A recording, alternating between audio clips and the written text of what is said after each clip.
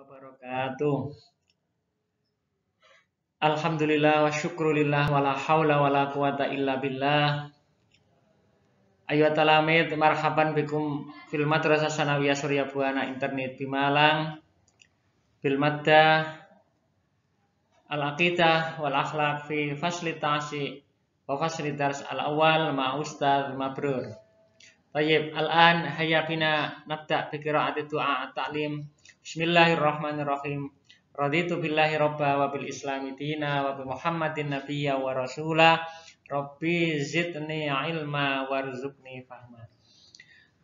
Alhamdulillah anak-anak, pada kesempatan kali ini kita sekalian masih diberi rahmat, taufik dan hidayah oleh Allah Subhanahu wa taala insyaallah, sehingga pada kesempatan ini kita bisa melanjutkan taklim kita, di mana pada pertemuan ini kita akan belajar bersama-sama tentang keteladanan sahabat Umar bin Khattab radhiyallahu anhu.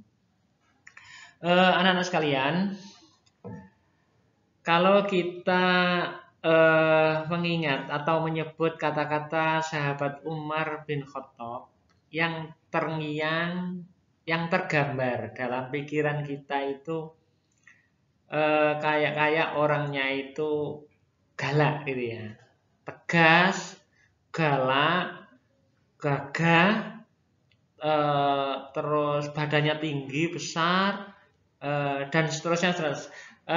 Pasti kalian punya asumsi yang bermacam-macam. Nah, sesungguhnya seperti apa itu Umar itu? Pada kesempatan ini kita gak berbicara masalah sosoknya, bukan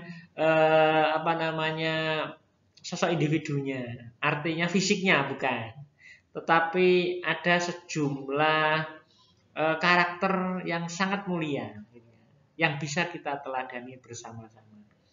Anak-anak sekalian, sebelumnya Pak Mabrur akan memberikan penjelasan tentang biografinya sahabat Umar secara singkat saja ya. Siapa sebenarnya yang tak kenal Umar? Umar itu orang yang sangat terkenal.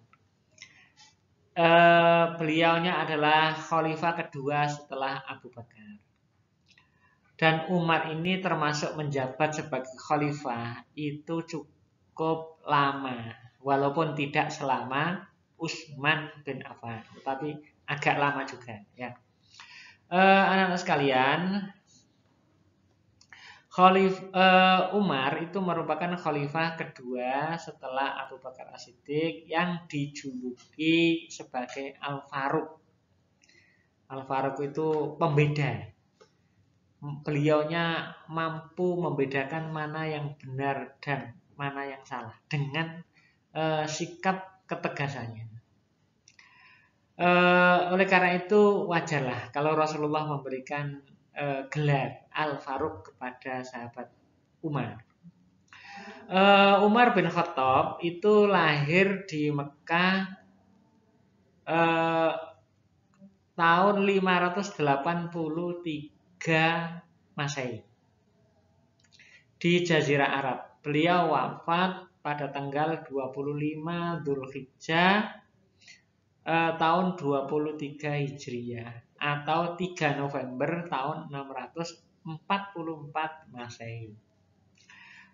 Beliau dimakamkan di sebelah kiri makam Nabi Muhammad SAW di Madinah, di Masjid Nabawi. Kalau kalian umroh atau haji pasti masuk di Masjid Nabawi ya, di Madinah sana. Adapun gelar kehormatannya Umar itu sebenarnya bukan hanya Al-Faruq, masih ada lagi, yaitu Al-Faruq sebagai pemisah atau pembeda mana yang benar dan mana yang salah.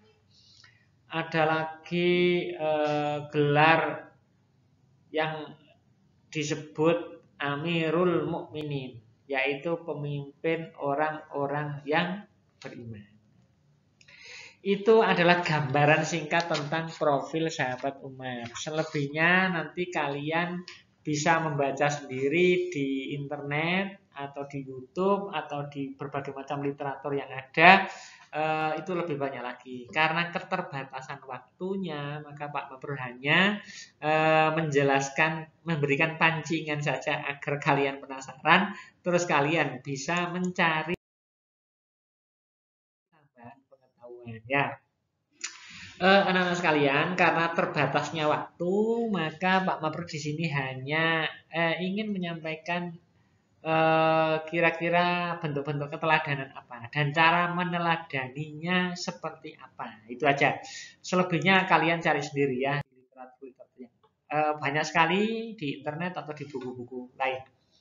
Adapun tujuan pembelajaran dari pertemuan ini adalah diharapkan kalian bisa menceritakan kisah sekaligus meneladaninya. Beda loh dengan membaca cerita-cerita yang ada di novel atau buku-buku cerita yang lain, itu beda. Kalau Umar itu ada ada merupakan figur yang inspiratif. Ada perilaku-perilaku yang bisa kita teladani, yang bisa dicontoh ya. Semuanya demi masa depan kalian sendiri. Diharapkan bisa mengidentifikasi perilaku atau cara meneladaninya seperti apa.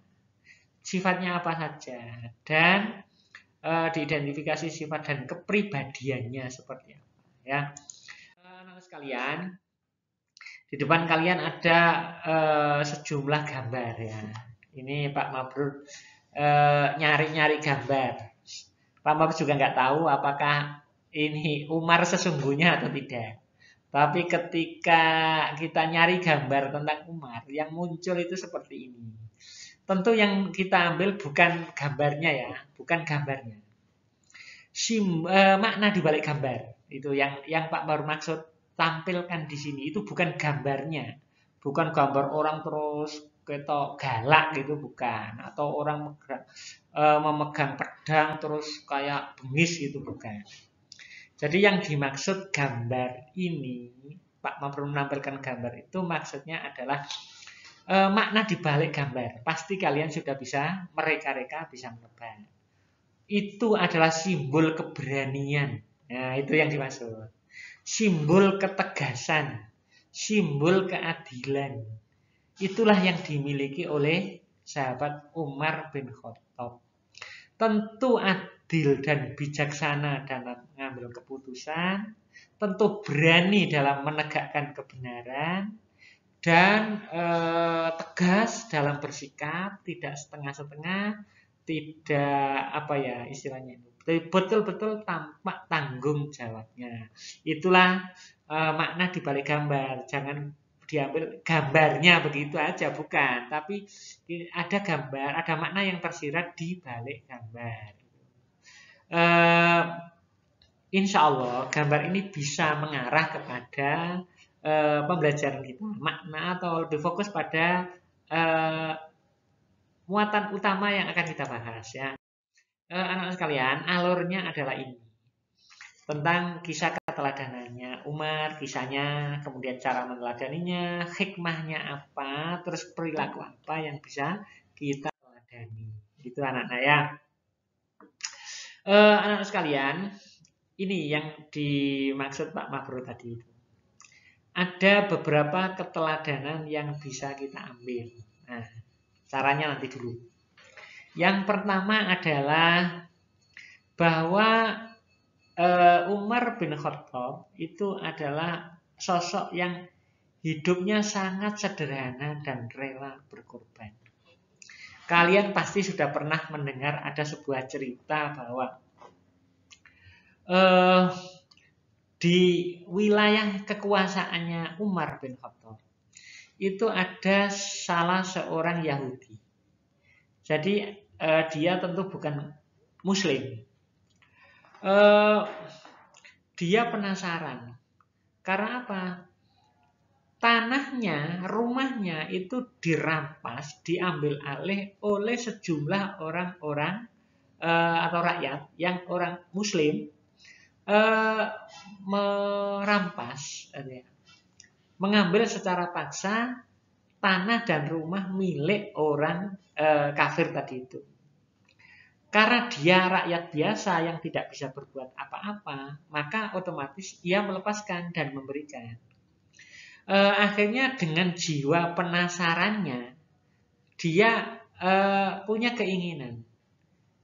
Dalam hatinya, dia bilang begini, ini kan itu yang merampas tadi itu kan pejabat-pejabat kecil. Pasti ada atasan dan pimpinannya, pasti ada.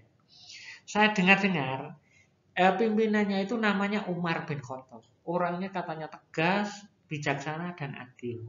Coba sih kepengen tahu saya kayak apa orangnya itu. Nah, suatu saat akhirnya dia pergi ke sebuah kota. Karena kota tadi kebetulan yang memimpin itu bukan Umar, tapi Amr bin As. Lah Amr bin As ini bawahannya Umar bin Khattab. Oleh karena itu, jadi tadi peristiwa tadi soal rampas merampas tadi itu adalah di bawah kewenangan Amr bin As. Tetapi Amr bin As itu punya atasan lagi namanya Umar bin Khattab. Akhirnya dipikir daripada tanggung datang kepada Amr bin As, mending datang langsung ke pimpinannya yang lebih tinggi, yaitu Umar bin Khattab. Di hadapan Umar, kemudian awalnya dia penasaran, saya kepengen tahu sosok Umar itu kayak apa, orangnya katanya tegas, galak, pemberani. Saya kepengen tahu di mana. Ternyata yang dia ajak bicara itu adalah Umar itu sendiri. Siapa yang kalian cari? Saya kepengen ketemu Umar. Di mana orangnya katanya bengis, katanya galak, tapi orangnya katanya adil. Akhirnya apa Umar menjawab? Orang yang kalian cari ada di depan kalian sendiri. Ternyata Umar itu tidak seperti yang diceritakan orang. Artinya walaupun dia tegas, pemberani, tanggung jawab, tapi hidupnya amat sangat sederhana. Persis seperti rakyat jelata yang tidak mencerminkan kemewahan, tidak mencerminkan bahwa dia sebagai seorang presiden atau penguasa. Itulah simbol kesederhanaan Umar. Akhirnya apa? Kemudian singkat cerita, singkat kata, dia memberikan pesan di sebuah tulang. Tulang ini tolong sampaikan kepada Amr bin As, gubernur yang ada pada saat itu. Si kafir tadi tidak paham apa maksudnya. Ternyata setelah diberikan kepada Amr bin As, langsung spontan tanah dan rumah tadi itu dikembalikan. Artinya begini, maksudnya pelajaran yang bisa diambil dari cerita itu, bahwa kalau Amr bin As tidak meluruskan, tidak mengambil kebijakan sesuai dengan ajaran Islam, artinya tidak boleh hidup sewenang-wenang, memerintah sewenang-wenang, kamu akan saya luruskan seperti garis yang ada di tulang ini. Akhirnya si Amr bin As ketakutan dan spontan rumah dan tanahnya si kafir tadi dikembalikan. Atas kebaikan hati Umar bin Khattab itu akhirnya tanah tersebut diwakafkan untuk pembangunan masjid demi kepentingan orang Islam. Itu adalah sebagian kecil dari cerita tentang kesederhanaan Umar. Ya, anak-anak sekalian, selanjutnya Umar itu punya julukan juga yang disematkan kepada beliaunya yang bernama yang populer dengan istilah Abu Hafas. Abu Hafas itu artinya tegas dalam pendirian. Kalau iya ya iya, kalau yang enggak ya enggak. Tentu saja tegas dalam pendirian itu dalam hal kebenaran. Makanya disebut dengan istilah Abu Hafas. Ya. Ada lagi namanya julukannya itu disebut juga Abu Faiz. Artinya orang yang memiliki kecerdasan. Umar itu cerdasnya luar biasa. Jadi karena apa ya? Karena rajin membaca, rajin menghafalkan, rajin taklim, rajin bahasa kita, rajin belajar, rajin ngaji gitulah istilahnya. Tapi beliau juga dikaruniai kecerdasan oleh Allah. Kemudian ini ada yang paling populer itu ada Al-Faruq tadi itu, pembeda. Artinya mana yang benar, mana yang salah. Artinya dia itu berani, tegas dalam bersikap. Kalau salah ya salah, kalau benar ya benar. itulah kepribadian Umar bin Khattab radhiyallahu anhu. Mana yang bisa kita teladani harus kita ambil ya. Nah, sekarang dari paparan materi yang disampaikan Pak Nur tadi, kira-kira yang bisa diteladani itu yang mana? Atau caranya seperti apa? Ini yang penting. Yang pertama, Umar itu walaupun gagah berani sebagai seorang presiden, pemimpin itu juga menjadi sosok yang hidupnya sederhana seperti yang Pak Maru ceritakan tadi. Juga rela berkorban. Ingat nggak anak-anak? Pernah ada sebuah cerita. Suatu saat Umar bin Khattab ini jalan-jalan. Karena dia punya tanggung jawab sebagai seorang pemimpin, dia jalan-jalan menyamar menjadi rakyat biasa tanpa menunjukkan tampang sebagai seorang presiden, gitu ya istilahnya. Di tengah-tengah perjalanannya dia mendengarkan ada beberapa anak sedang menangis. Ternyata setelah diintip itu adalah anak yang sedang menangis karena kelaparan dan minta ibunya. Karena ibunya itu orang miskin, akhirnya ibunya itu pura-pura masak makanan. Padahal apa? Yang dimasak adalah batu. Tujuannya apa? Tujuannya adalah untuk membujuk, membohongi anaknya agar dia tidur. Jadi namanya batu gak bisa matang. Akhirnya lama-lama anaknya sampai tidur. Dan itu adalah sebuah upaya bohong kepada anaknya. Kenapa? Karena dia miskin. Nah pada saat itu si Umar atau sahabat Umar langsung bertanya, Ibu tahu nggak pemimpin di negeri ini siapa? Di wilayah ini siapa? Umar bin Khattab. Orangnya itu begini, begini, begini, begini. Dan seterusnya dan diceritakan. Tidak lama kemudian akhirnya Umar balik ke rumahnya mengambil sebuah sekarung gandum, dipikul sendiri, malah dilarang oleh sahabatnya. Tidak pantas katanya seorang presiden memikul sendiri gandum satu karung. Tapi Umar jawab apa? Yang menanggung akibat besok di akhir adalah saya, bukan kalian. Akhirnya sekarung gandum tadi dipikul sendiri oleh Umar dan diberikan kepada ibu yang miskin tadi. Itulah bagian dari tanggung jawab Umar sebagai seorang pemimpin yang selalu memperhatikan rakyatnya dan selalu rela berkorban demi kemaslahatan rakyatnya. Ya. Kemudian tenang dalam berpikir dan bersikap, hidupnya sederhana, bergaul dengan semua kalangan juga, tegas dalam bertindak, bijaksana, pandai bersyukur, dan berani menghadapi ujian hidup Umar itu ya. Apapun keadaannya, dia hidupnya diabdikan hanya semata-mata untuk agama dan ridha Allah Subhanahu wa Ta'ala. Anak-anak, hikmah apa yang bisa kita ambil dari pelajaran keteladanan Umar bin Khattab tadi?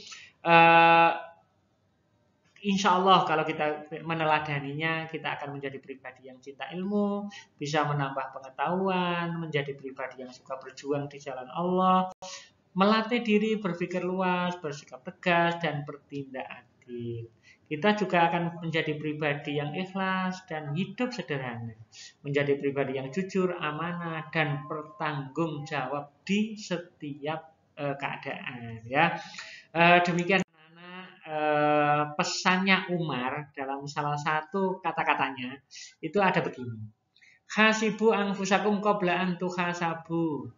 Hitunglah kesalahanmu sendiri sebelum besok dihisab oleh Allah Subhanahu wa taala. Mudah-mudahan ini menjadi pesan untuk kita semua dan kita teladani dalam kehidupan kita sehari-hari. Demikian anak-anak yang bisa disampaikan Pak Mabur, mudah-mudahan ada manfaatnya ya. Syukron jazilan ala husni timamikum ila liqa fil fursatil atiyah insyaallah. Hayya binanah tatim bi qiraatil hamdalah wa kafaratul majlis. Subhanakallahumma bihamdika asyhadu an la ilaha illa anta astaghfiruka wa atubu ilaika walhamdulillahirabbil alamin. Billahi taufiq wal hidayah wa ridha wal inayah. Wassalamualaikum warahmatullahi wabarakatuh.